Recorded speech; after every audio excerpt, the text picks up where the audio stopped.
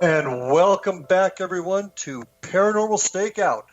I'm your host, Larry Lawson, coming to you as always from the X-Zone Broadcast Network Southern Command Post in beautiful Vero Beach and Fellsmere, Florida.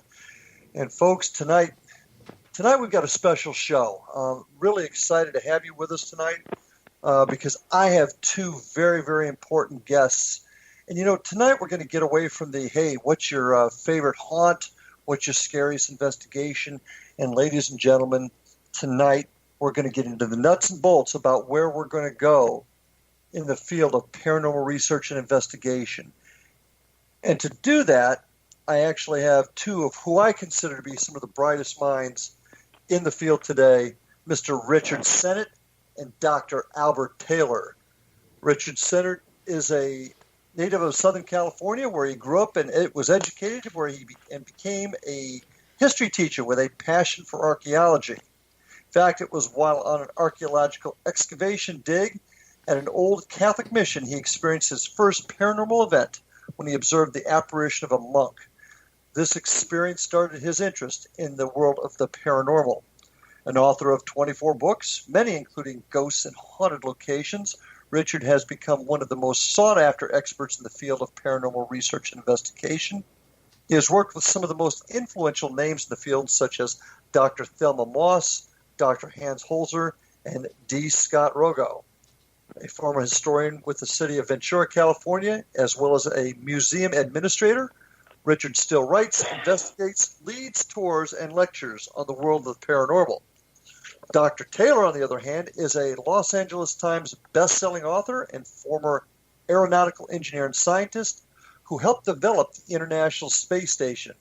Dr. Taylor spent 2.5 decades evaluating system designs on a wide variety of top-secret government programs, such as the F-117A stealth fighter and the Strategic Defense Initiative anti-ballistic missile program, also known as Star Wars. Taylor was born and raised in Southern California also, and he is currently a paranormal researcher, international lecturer, and speaker. His current book, Journey of the Cosmic Soul, is a detailed scientific and spiritual study resulting from over 20 years of out-of-body paranormal and astrophysical research.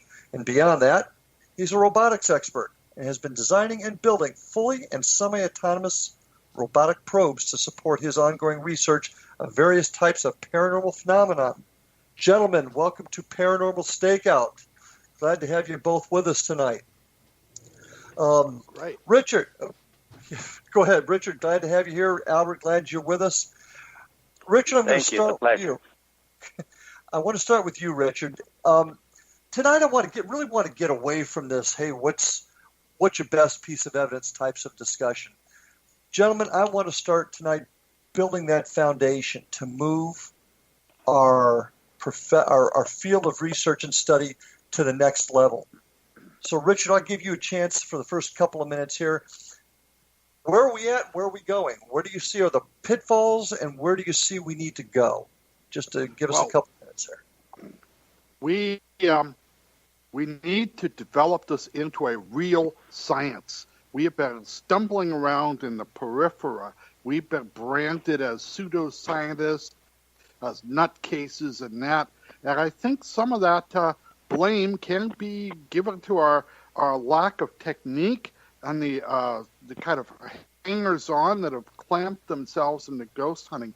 We have to approach the subject scientifically. We have to keep notes. We can't just be stumbling around in the cemetery with a flashlight.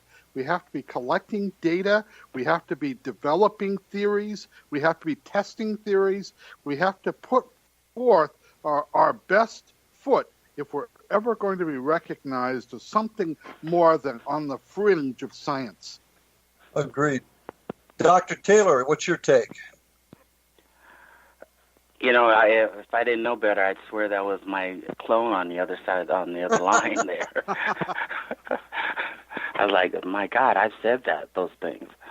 I totally agree with him. I mean, the problem is that I remember telling you that initially this was just a sideshow, and not initially, but people have from carnival barkers and things like that have has made such a mockery of paranormal investigation that the world in general, and especially the scientific community, would never and did not take the phenomenon seriously. So fast forward to today, we've become complacent and satisfied with, with reality television shows and taking a couple orbs here and there and maybe collecting an EVP and satisfied with that and jump to conclusions on evidence without actually doing any type of scientific investigation. So I believe that things have become stagnant. I believe we've limited ourselves. I believe there's no growth in the paranormal investigation. And I think the only way that we're going to change all that, and one of the things that I try to do with my team is that's why I use robotic probes in doing investigations, since I come from the space industry. That's how we explore the unknown, as we use robotic probes. And the data that we collect using the probes can stand the test of time. And I think that's where we need to move as far as our paranormal investigations, toward that direction where we're collecting data and analyzing data and testing data and developing theories, so that these theories and tests that we're coming up with, the data, last the test of time. And I think that's where we need to go. Otherwise, we're going to be stuck in the mud. And that certainly is one of my biggest frustrations. It seems like we're not moving anywhere. So, Mr. Sennett, Richard, where do we start? It's easy to sit here and talk about it. I've talked about it dozens of times on my show. But where do we start? I think that the TV shows and the reality TV has done a great disservice to paranormal research. A good case in point is EVP. I have a friend who, when we go searching for EVP, he mics everyone. He gets a voice signature of each person in the house. And when we do collect information, he runs the material through a voice analyzer and discounts people who might be inadvertently whispering, or a chance comment may be misinterpreted as a ghost. So we can discount them. But remarkably, with all of those controls, we actually do pick up material, which obviously isn't us. We can justify that by looking at the voice print, but it's certainly a paranormal event. Absolutely, and I totally agree that our technique and processes need to change, and I want to get into that hopefully a little later in the show. But right now, where do we start? How do we pull people together from, let's face it, we all three know that all of us have differing opinions of what this phenomenon might be at some different level. How do we bring all this together to begin to build the foundation to change it? Dr. Taylor, your thoughts? Go ahead, Dr. Taylor. Well, I don't know if anybody's done this before, because I've traveled different places and spoken to different expos, and I don't really see anybody focusing in on organization when it comes to the paranormal world. But what we need is to get together in the same kind of way that scientists got together to reclassify Pluto as a dwarf planet. We need to get together in a room with some maybe leaders or top speakers and discuss every aspect of this and try to come up with some type of detailed technique and maybe even clarifications and qualifications on what we're doing, what this is all about, and how to approach it from beginning to end, and then how to actually collect and store the data. I think that would help. That would be the first kind of thing. I've never met with people from all over the world in this kind of thing. It's a pleasure to be on this show with one of my colleagues here. So this is the first time that we've ever been able to talk about something like this, and I think that we need to go international and bring people together. And Richard, you've got some pretty specific thoughts too on where we need to begin. Can you share them with us? Okay, one thing we must do, and I'm sure that Dr. Taylor would agree with me, we need a set of terms, agreed on jargon, so we can talk to each other. Right now, different people have different definitions. What is a ghost? What is a spirit? What is an after image? We've got to get a clear set, accepted group of terms so that we can just barely talk to one another. And then the next thing we need is a clearinghouse where voices like ours tonight can gather, be it in a physical setting, like we all pick a place and all meet, in Bogota or what have you, and sit in a room and take notes and hash things out. Or even if we just do it on the radio, we need a clearinghouse. Now, I think what we really need is a website, something on the internet that people can click into from all over the planet and add their ghost stories, add their questions, add their own theories, add their own. Now, we're going to get a lot of cuckoos, and we're going to get a lot of people who are, have turned this into kind of a religion. That's to be accepted. But we have to have a clearinghouse for information. I agree, and we're going to talk about that more in just a couple of seconds because we're about ready to come up on our next break. Folks, you're listening to Paranormal Stakeout. This is the show to listen to begin to change the field of paranormal research and investigation. Stay with us. We'll be back in just a couple of minutes after these messages.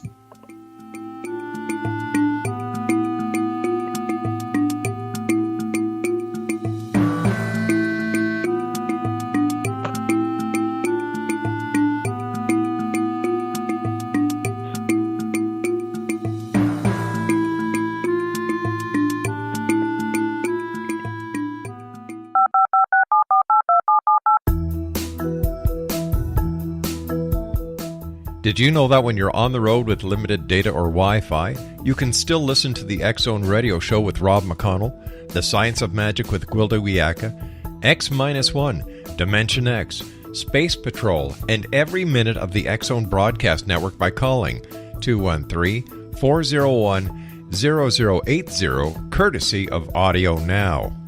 No smartphone, app, or internet needed. It saves your data plan, and it's free if you have unlimited minutes. Call 213-401-0080 to listen on any phone, anytime, anywhere. Remember 213-401-0080 for the best of the paranormal, parapsychology, and sci-fi radio programming anywhere, 24/7, 365. Gwilda Wiyaka's latest book, The Science of Magic Book of Mysteries, Volume 1, is the first book in a series based on her writings that open every episode of the Science of Magic radio show.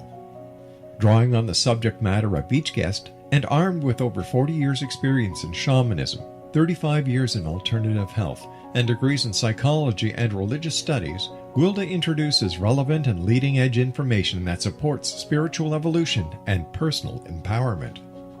Rich with wisdom and inspirational quotes packaged in digestible segments, this is a book that will pull you from cover to cover. It will also serve as a daily inspirational reading for years to come. The Science of Magic Book of Mysteries, Volume 1 is available at our website, tsompublications.com, amazon.com, and wherever fine books are sold. Back in Victorian England, a famous theologian posed a perplexing riddle. Why are the two top personalities in the Bible tagged with the numbers 7 and 11? Academics agree the answer is found in the stunning discovery of a hitherto secret Bible structure explained in a new book called The Genesis Grid. The discovery is so simple that preschool children could illustrate it. Certain claims are hugely controversial and may offend some, but at the X-Zone, we've studied this awesome new book and agree with one expert, and I quote, "These discoveries appear to be beyond coincidence." So who or what hid this wonderful pattern in the Bible, and what might they do next? Find out more, X-Zone Nation, and read reviews on www.genesisgrid.co.uk. That's www.genesisgrid.co.uk.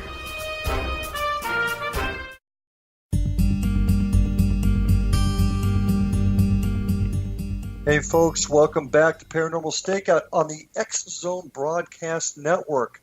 thank you all for being here tonight. We've got a really important, I think in many ways, a groundbreaking show as we begin to deal with the future of the field of paranormal research and investigation. Just before the break, Richard, you were talking about the clearinghouse, and I might add that there's that opportunity coming this way through our friends at the X Zone Broadcast Network and an organization called Paraunity International to create that exact type of clearinghouse for evidence as well as possible discussion. But let me ask you this, gentlemen: how do we get the egos out of this? I mean, you, the three of us agree on what we need to do, but we've also got to bring folks together, and that means that a thing called ego, which has always been a bane to us since the beginning. How do we deal with that? Richard, do you get a thought on that? Oh, it is a big problem. Average paranormal groups only last a couple of years because egos get involved. So many people see the paranormal as a springboard to fame and riches, which of course is the wrong reason for doing this kind of work. You do it to answer questions because you're curious, not because you want to make a lot of money. And I can guarantee you I certainly haven't made a lot of money doing this at all. But trying to get the ego out of it is going to be a problem. But many sciences have problems with the egotistical people, and we find that throughout our history of science. But we have to try to diminish that element and use what we can to motivate people to do their best work. Albert, how can we create that kind of atmosphere? Well, other than having a psychologist on staff, I think that a clear and concise and all-encompassing mission statement that everybody would agree to might get things going. It doesn't have to be super detailed because that's what you want to develop during the conference. But at least something that lists behavioral, there's goals, that kind of thing, that those people who initially are approached or who even want to get involved already agree with it, in some kind of standard way. Once you can, because the egos, you have to get rid of humans to get rid of the ego. That's very difficult. So, I think if we can all agree on basics, the foundation of what we're trying to accomplish, then that might set up some type of process that at least we can go to completion without the egos taking over and derailing everything. Yeah, we have the same problem in law enforcement. There's no doubt about it. And I got to say that there are a lot of folks out there, and I've heard from them over the last several years. There are people actually trying to do this. I don't want to, and I got to give them credit for also having some of the foresightedness to change the field. How do we bring those folks into one group? How do we get those folks as part of this? Any thoughts on that? I think that Dr. Taylor is correct. We need a clear-cut mission statement. I know wherever, like where I was working in museum work, the first thing you do with any museum you set up, no matter what kind it is you have a mission statement. Now, it doesn't have to be long. We're talking about 2 or 3 sentences, which clearly defines what you're after and what you're going to do, what you're going to interpret. I think that would be step one, a mission statement to analyze what is our target, what are we striving for besides recognition. Mm-hmm. Dr. Taylor, you got some thoughts? Well, I thank you for agreeing with me. I think that that would set things rolling, and I think because I don't think we're unique in us wanting to develop some type of scientific process. I think that the problem is we're scattered all over the globe and we're not able to communicate with each other. But if we know that there is something happening if I was in England and I heard about this, that would ring my bell. I would immediately start following it and paying attention and make plans to at least attend, especially if I got an invitation, because I haven't seen anything like this. Usually when we have some type of organization, and I hope that this new paranormal one that you were talking about is going to be lean toward the scientific, but usually you have a little bit of everything. And far be it from me to talk about, psychics and things like that, they do their own thing. That's not my thing. But I don't believe it should be connected to the scientific investigation of the paranormal or the unknown. So you can't mix the two, But wouldn't you agree that is a part of this whole equation?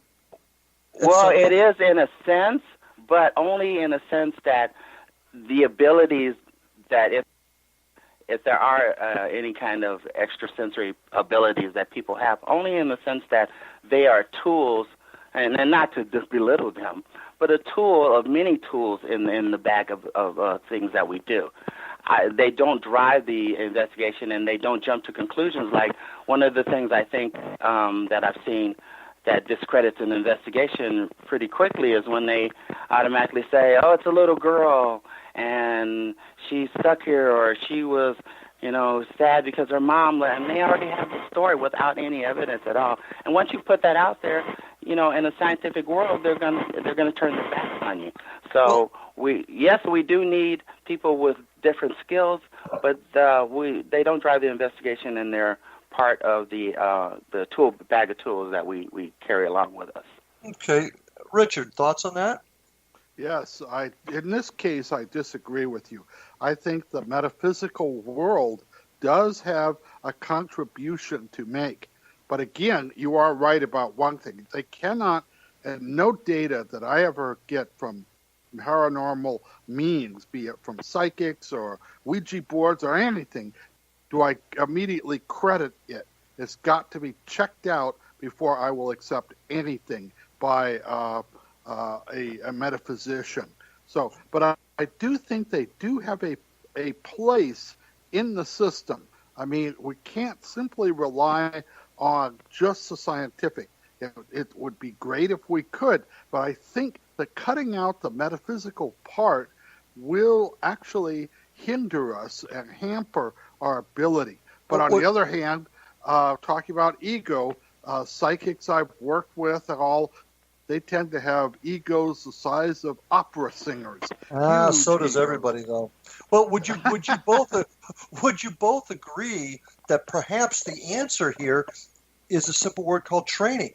For example, if we were to develop a program, the training of everybody to not to jump to conclusions. For example, a psychic not making those comments in the middle of the investigation, thus tainting everybody's view of what's happening. Maybe that's an issue of training rather than discounting it. Does that make sense? Oh, I agree. Yeah, I think that's it. But you're absolutely right. Somebody comes out, especially a trusted and respected psychic. She says, oh, it's a little girl, or her name is Emily. Right. Anyone else, they're tainted. They're all going to be looking for an Emily as a little girl. But if that data could be collected, she could write it down or communicate some other way, type it into a computer, what have you. And then later, if you get other psychics who come in and say, I'm getting a little girl, and then I use a layered approach where I use psychics. So I have one come into a site, I collect their data, and then I don't tell anybody what they find, and then I bring in another psychic maybe a week later and see what they get. And the only ones I count are where they're picking up the same sorts of things. And I like to keep my psychics absolutely cold so they know nothing about a backstory or nothing like that. In fact, I don't even tell them the address they're going to. Albert, your thoughts on that? Do you see any value there at all? I miscommunicated what I was talking about, because if I eliminate the metaphysical, I wouldn't be talking to you right now, because my book is all about my metaphysical experiences. That's very, very true. Yes, so I wouldn't even have gotten into this. But one of the things I do is I like to, like I said, I use my intuitives, I call them, as tools, and I set up a procedure where I don't tell them anything either. I don't brief them. They're not in the main meeting when we're preparing to go out. When they arrive at the scene, they get a clipboard and a recorder, and they get access to the property without any type of backstory, even interviewing the people that have been there. And I have them record as much data or whatever they experience in there as much as possible. They come out, and they still don't talk to us. And then now I go in with the research team, and we try to collect different types of data with different devices. And then later we have like a meeting, a debriefing, where now we pull these things together and start putting them together with the timelines and feelings and things like that. Try to keep it as separate as possible. Well, but I have to say that the intuitives that I've had have hit on some of the we may pick up some type of anomaly or energy or something like that in a location. I got to interrupt you here, Albert, because we're about ready to go to our next break. But I think this issue of training as well as structure is where we're going to go next when we come back. Folks, this is the X-Zone Broadcast Network. This is Paranormal Stakeout. And we're really happy you're here tonight for this very, very important discussion about the future of the paranormal investigative research field. So stay with us. We're going to be back in just a couple of minutes on the X-Zone Broadcast Network.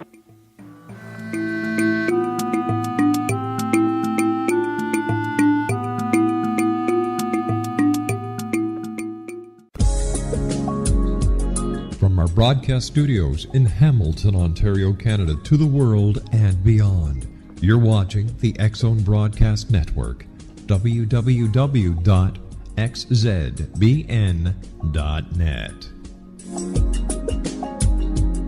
AVS Media Demo.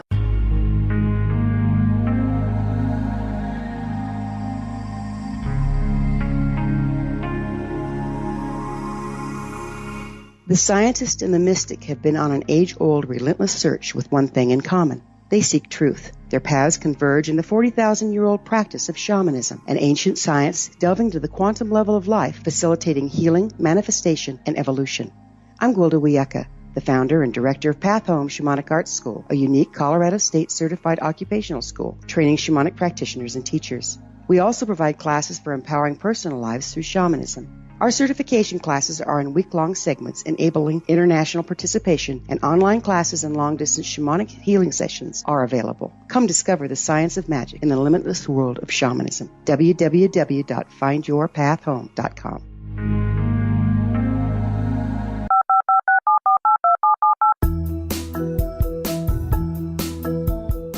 Did you know that when you're on the road with limited data or Wi-Fi, you can still listen to the X-Zone Radio Show with Rob McConnell, The Science of Magic with Gwilda Wiyaka, X-1, Dimension X, Space Patrol, and every minute of the X-Zone Broadcast Network by calling 213-401-0080, courtesy of Audio Now. No smartphone, app, or internet needed. It saves your data plan, and it's free if you have unlimited minutes. Call 213-401-0080 to listen on any phone, anytime, anywhere. Remember 213-401-0080 for the best of the paranormal, parapsychology, and sci-fi radio programming anywhere, 24/7, 365.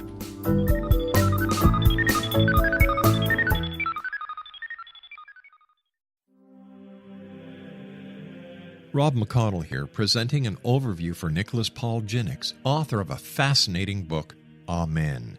It presents facts revealed by Egyptologists, facts that enable us to understand why Amen is the beginning of creation of God. It provides recommendations for religious leaders of the major religions to unify their beliefs and teach the Word of God. Love one another. Amen informs people how mankind conceived God.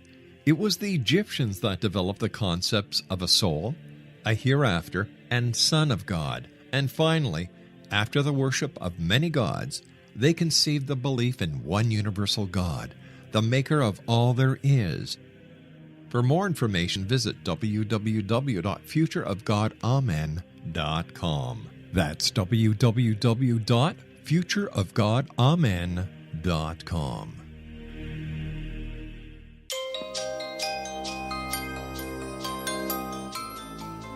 And we are back on Paranormal Stakeout, talking to Richard Sennett and Dr. Albert Taylor as we discuss the future of our field. Last segment, guys, we were beginning to talk about getting different things, different types of philosophies and folks involved in our field. And I think inclusion is an important part of what we do. But I think training is the best way to get everybody included. Albert, your thoughts on standardization and training? Do we need it? Is this something that will help us? What are your thoughts? Oh, without a doubt, we need it. Like your guest was saying, we need to come up with terms that we all use and we all understand what they mean, and that way the information stays the same and it doesn't migrate or gets distorted depending on whose hand it's delivered to.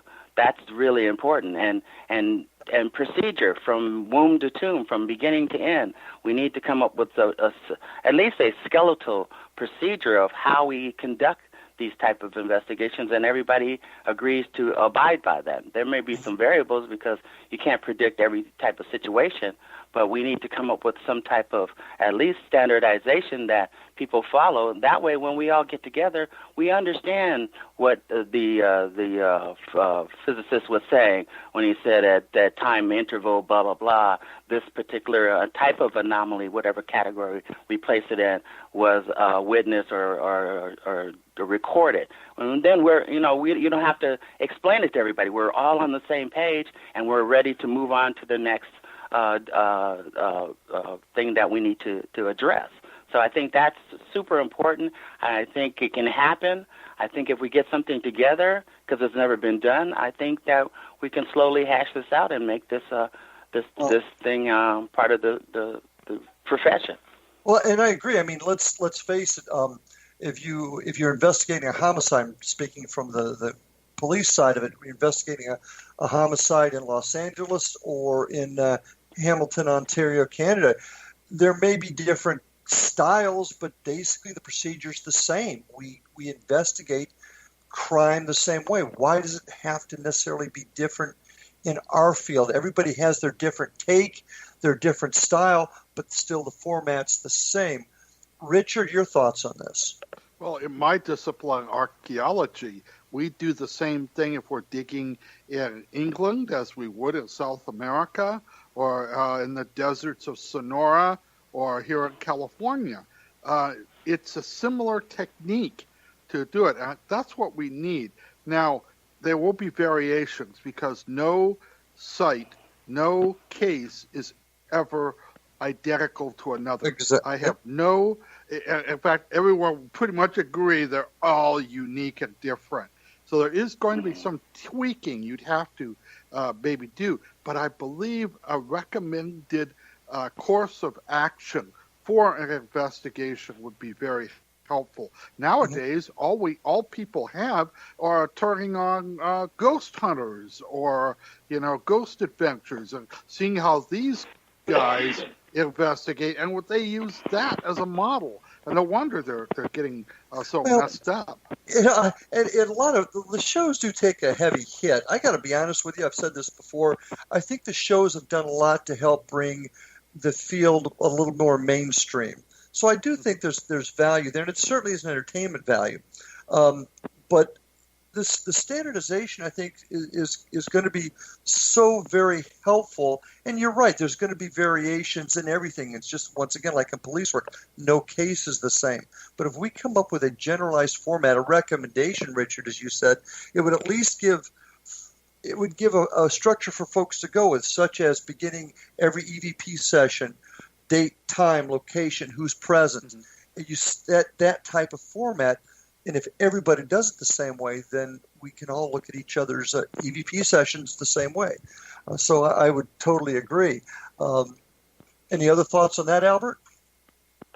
Well, I think that once we start categorizing things, it kind of reminds me of the woman who initially started analyzing the different types of stars and started realizing that they were different from each other. And then what she did is she started putting them into different categories.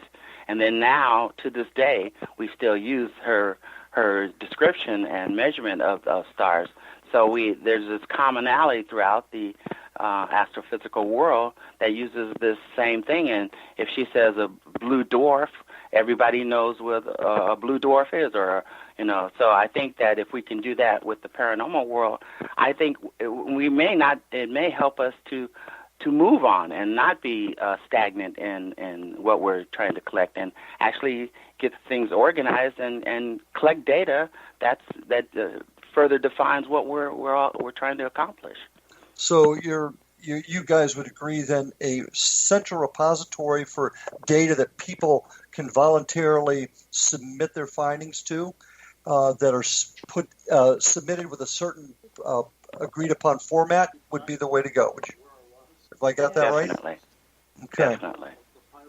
Let's talk a little bit about equipment for a second. And Albert, this is kind of down your field more so than anybody, being the roboticist the way you are.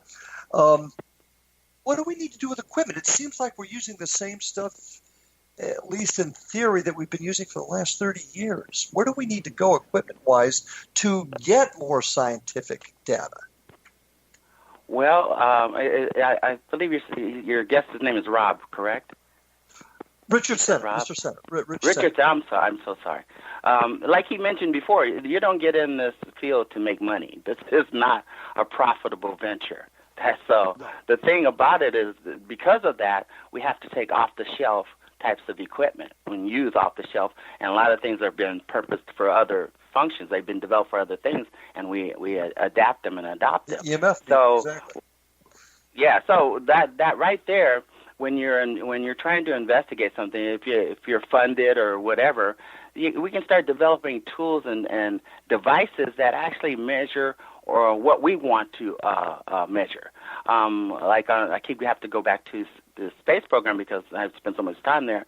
I was at JPL not too long ago, and the vehicle that we're working on now, we're going to be sending to Mars, is different from all the other vehicles that we've sent there because it has different types of equipment and measurement instruments that are going to measure things that we weren't able to measure before. That's what we need. We need to get organized. We need to legitimize what we're doing, and once we can legitimize what we're doing, I'm hoping that I managed to get funding from a foundation in Anaheim out here. So because of the scientific approach. So once we do that, I believe that we can start getting some of these fundings in and support, and then developing specialized tools to further along what we're trying to accomplish in our investigations. But what kind of tools do you think, and Richard, I'll ask you this question, what kind of tools or equipment what direction do we need to go in with those? Do we need to get away from our typical EMF meters? Is there another direction? What are your thoughts? I think we need to definitely stick with the electronic fields, but we also need to get sensitive microphones. We also need to look at visual stuff with cameras and things of that nature. Our goal should be to collect as much data as possible. And I think that's what a lot of people fail on. They go in and they take like a dozen photographs and maybe run half an hour's worth of tape, and then they leave. You can't do that. You've got to go in again and again and again, because just because you don't get something at that time, it doesn't mean that there isn't something there that you might be missing. Agreed. But I guess what I'm getting at is there what direction do we need to go into to develop something new? Or is there no other direction? For example, there's this current piece of equipment out there, the SLS camera, a Kinect camera. It basically takes the I want to say the Wii system to detect anomalies. Whether or not you believe it, if it's a good piece of equipment, it's at least something different. Well, I think that you could use equipment like drones that were now being developed, robotics, things of that nature can maybe open up new areas to examine things. And Dr. Taylor, that's what you do, is you've developed some drones for paranormal research, haven't you? Yes, definitely. I have quite a few. Depending on the surface and the environment that where I'm going to be investigating, it may be, it has full sensors where it's able to negotiate, and obstacle avoidance. It's able to negotiate, corridors and stairs and things like that, and actually even has a motion sensor on it and EMF meters on it, where if it gets a certain spike, it'll start recording in a particular direction, and it even return to me, or I can even telerobotically control it from a base station. So and it records data that I can later upload to a computer. That's what I like about them, is that the data is not really tainted. It is what it is. I mean, if there's something there, it recorded, and then I can repeat repeating the investigation over and over again is the way you define something that is a fact. So that I can send the robotic probe back in as many times as I want, and I know it's not going to misinterpret, it's not going to guess, it's not going to try to predict, because a lot of times what I have with my investigators, I have to brief them every time and really talk Albert, about this, that we don't want to jump to conclusions. I got to interrupt you. We're coming up on our last break. This is the radio show Paranormal Stakeout on the X Zone Broadcast Network. My guests tonight, Richard Sennett and Dr. Albert Taylor.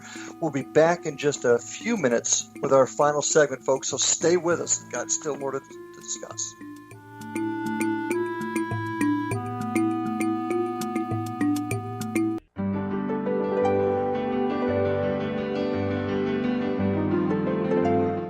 Named one of the world's greatest psychics, Elizabeth Joyce is now giving readings worldwide via Skype. Elizabeth Joyce is recognized for her clairvoyant ability to help find missing persons, her analysis of dreams, past life regression work, mediumship, and her accurate predictions. Elizabeth has been a frequent guest on the X Zone radio show with yours truly, Rob McConnell, now for several years. For an appointment with Elizabeth Joyce, call 201-934-8986 or Skype at elizabeth.joyce. And for more information, you can always visit Elizabeth Joyce online at www.new-visions.com.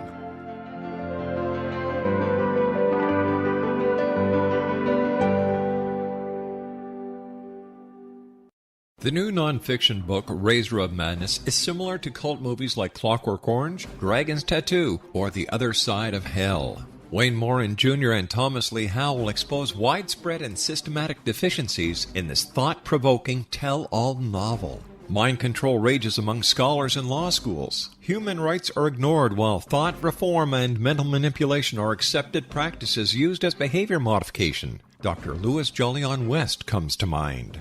Media and public scrutiny shows that United States mental hospitals are in fact destructive murder industries. Razor of Madness expose novel details this epidemic through an in-depth professional and personal investigation. For decades, there has been a revolving door policy that still releases killers and pedophiles back into society. The maestro of mind control continues to haunt America to this very day. Razor of Madness is available in paperback or as a downloadable ebook at Amazon.com. I'm William S. Peckham. If you enjoy a good mystery with a touch of the paranormal, then you'll love my novel, From Out of the Woodwork. It's the story of a young Toronto contractor, Sean Kennedy, who buys derelict homes, guts them, and turns them into multifamily dwellings. Slums just waiting to happen. When Sean buys 29 Livery Lane, the house fights back. Former owners unexpectedly come out of the woodwork as he starts the destruction. The apparitions come to him when he touches old books, reads hidden letters, rummages through old boxes, finds a locket, or reads a discovered manuscript of a murder mystery. From Out of the Woodwork will take you from 1899 to the horror of the World Trade Center, September 11, 2001. Check out From Out of the Woodwork on my website, www.williamspeckham.com.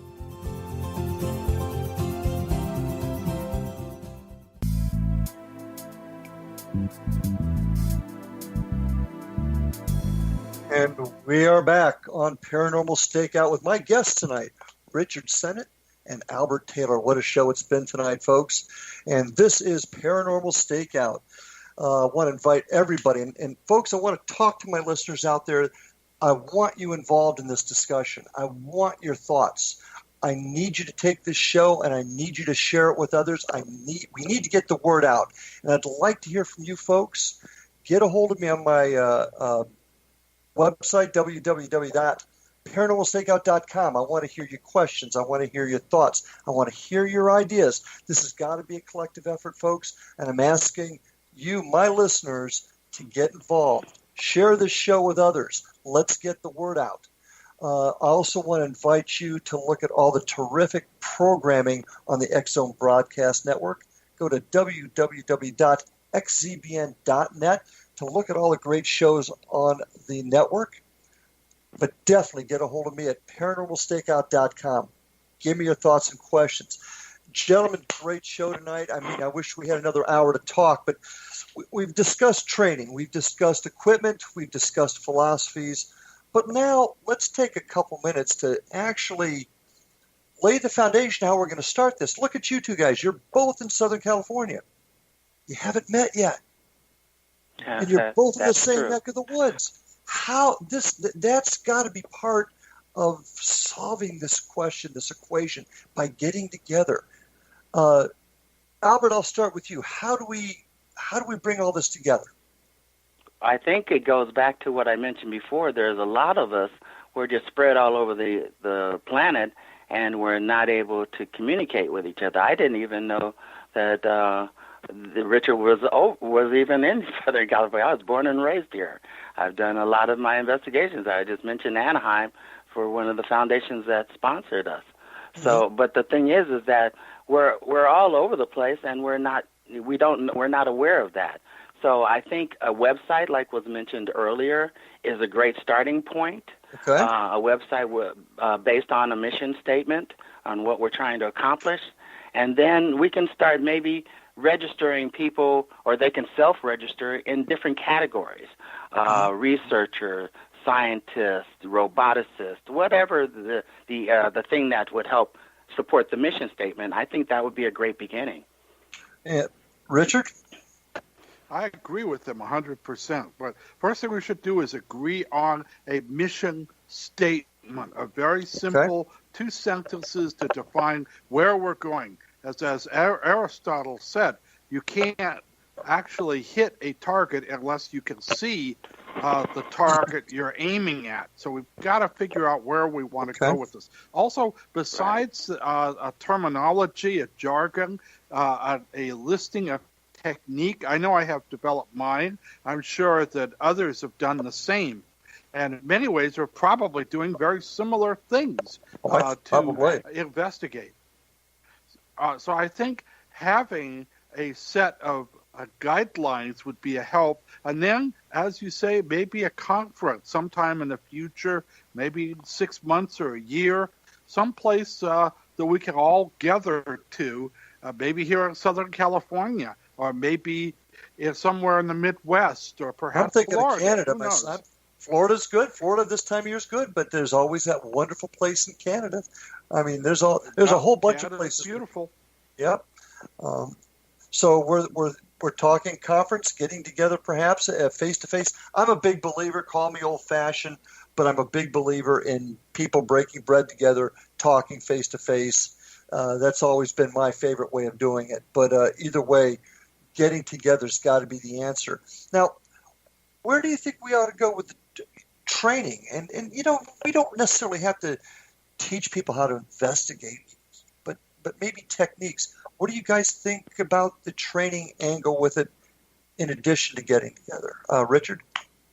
Well, I would think that what we should do is confer and develop a very simplified technique to how to go curriculum. about hunting, an investigation.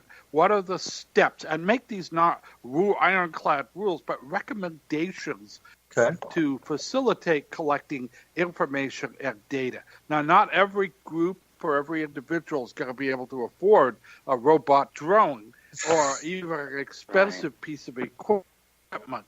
But I find even with simple tools like a few others, I've had great success. Okay. Albert? Well, I think that, I agree with that. I think that if we can every group is different. You have, beginners, you have intermediate, and you have advanced groups. The intermediate, beginner groups, they're going to basically just need the basics. They're, an analog, maybe recorder, camera with different, whatever sensitivity, video camera, maybe a meter of some sort. They're not going to need a whole lot. But then, depending on where your group fits in, then you're going to, because of the type of data that you're going to be looking for, the equipment is going to get more, advanced and more expensive. So, but I think that if we can establish some type of womb-to-tomb kind of process that's very, very limited and not very detailed, that Agreed. in that it can incorporate what you need to do if you're in these various categories. Well, what I'm seeing is the development of a curriculum that is not so much equipment-based as it is philosophy-based. And what I mean by philosophy is, an investigation needs to be set up, should be set up in this way with these elements in it. And there may be different ways for the group to obtain that information. One group may want to use a very fancy piece of EMF equipment. Another group may use a simple compass because that's old school. Using a compass can work the same way. But you can use both if you have a set of protocols that say this is the type of data you need to collect. Does that make sense to you guys? Oh yeah. And I think that's where we could go with a very simplified curriculum that a group could agree on, talk about, and develop. Now, to do this, you guys talk about putting together a mission statement, getting together, maybe discuss the different possibilities in different directions. How would you do that? How would you guys put this together, Richard?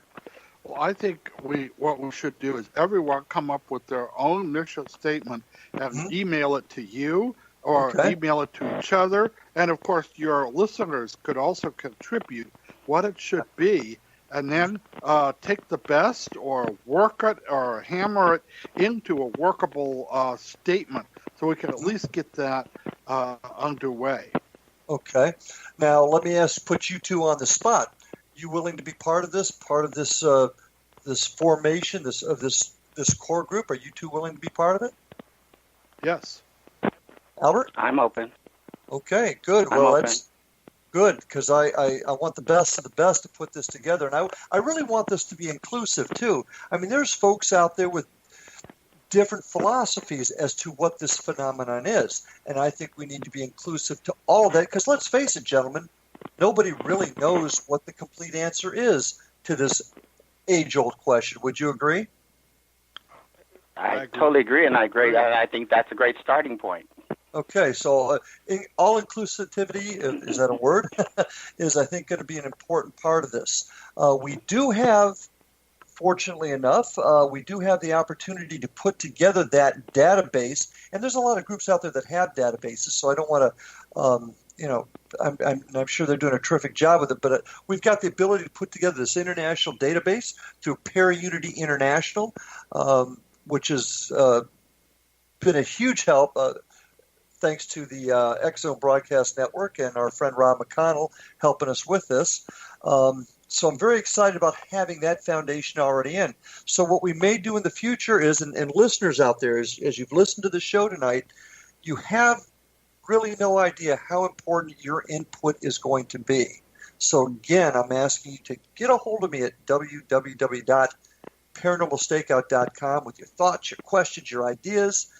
Get them to me, and I'm going to share them with with Richard and Albert, and we're going to begin to develop this and put this together and see if we cannot take the field of paranormal research and investigation to a new level. Going to take the last couple of minutes.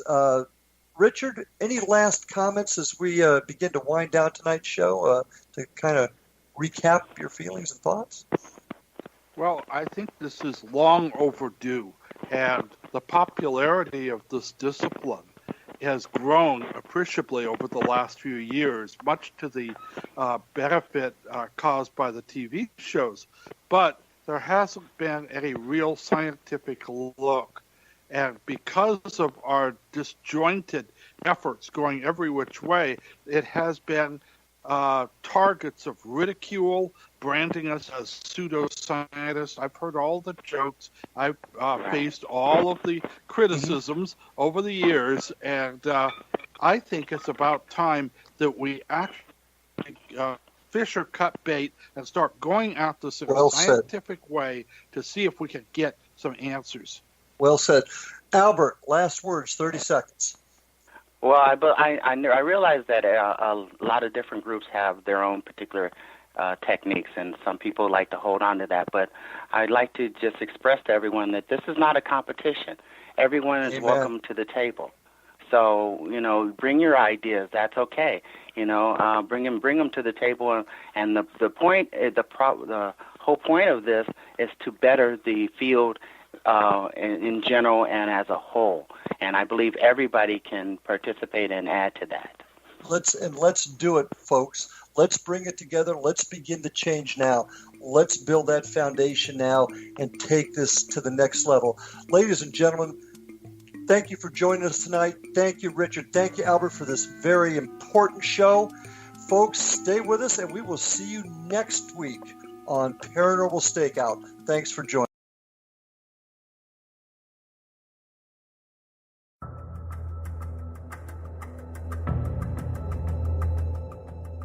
Modern Esoteric, Beyond Our Senses by Brad Olson, consummates the lifeology story about where humanity originates.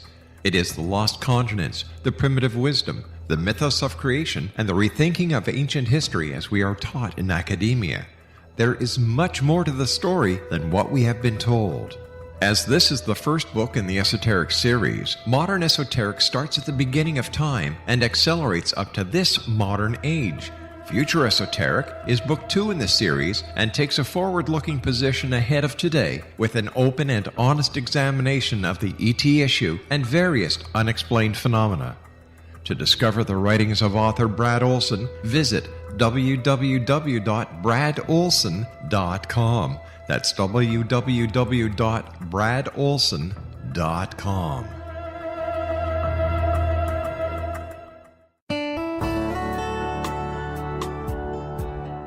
Are you or is someone you know struggling with addictions, depression, anxiety, relationships, low self-esteem, lack of confidence, grief, success, and prosperity? Do you know that your subconscious belief plays a big role in the outcome of your hard work? We can help you permanently change the beliefs that may be the reason for your struggles and failures. We care about getting you the return on your investment and the results you are looking for.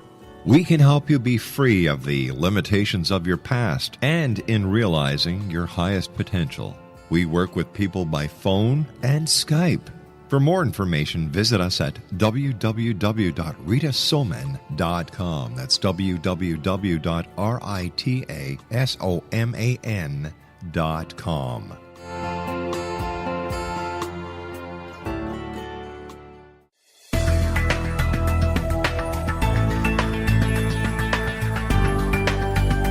Do you think you have energy problems in your home? Do you feel better when you're away than when you're home? Joey Korn is a global leader in the world of dowsing who specializes in personal energy clearing and space clearing. He can help you create an ideal energy environment in your home no matter where you live in the world. Learn about his remote spiritual house cleaning services and much more at www.dowsers.com. You can get Joey's book, Dowsing, A Path to Enlightenment, as well as other dowsing books and tools, Kabbalah books, and Walter Russell books. Joey's work is really amazing. Go to dowsers.com right now. That's DOWSERS.com, or call 1-877-DOWSING. That's 1-877-369-7464.